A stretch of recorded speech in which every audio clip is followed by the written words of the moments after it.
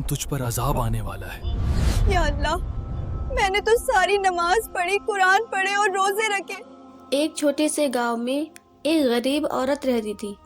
اس کا شوہر روز مزدوری کرتا تھا اور دونوں بڑی مشکل سے اپنی زندگی گزار رہے تھے۔ گھر میں بہت تنگی تھی، لیکن اس عورت کے دل میں صبر اور اللہ پر پورا بھروسہ تھا۔ وہ کافی دنوں سے بیمار تھی اور شریر کمزور رہتا تھا، پھر بھی اس کی ایک خاص عادت تھی۔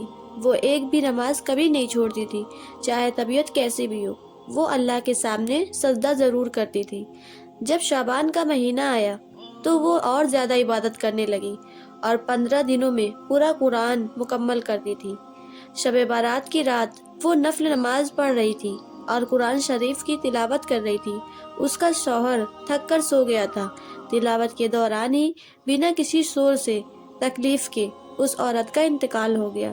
قرآن اس کے ہاتھ میں تھا اور اس کی روح اللہ کے پاس چلی گئی۔ صبح اسے دفن کیا گیا۔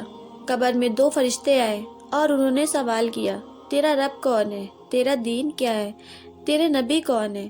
اس عورت نے سارے سوال صحیح دیے۔ پھر فرشتوں نے کہا، اب تم پر عذاب آنے والا ہے۔ یہ سن کر وہ عورت ڈر گئی اور رونے لگی۔ اس نے اللہ سے دعا کی، یا اللہ، میرے تو ساری نمازیں پڑھی، میں نے کبھی نماز نہیں چھوڑی اور ہر حال میں تیرا شکر ادا کیا۔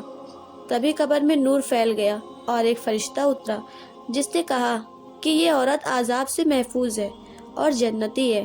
جب عورت نے پوچھا، آپ کون ہیں؟ تو فرشتوں نے جواب دیا، میں تمہارا اعمال ہوں، تمہاری نماز، تمہاری تلاوت اور تمہارا صبر ہی آج تمہارا سہارا بنا ہے۔ اسی طرح اس نیک عورت کو اللہ نے قبر کے عذاب سے بچا لیا۔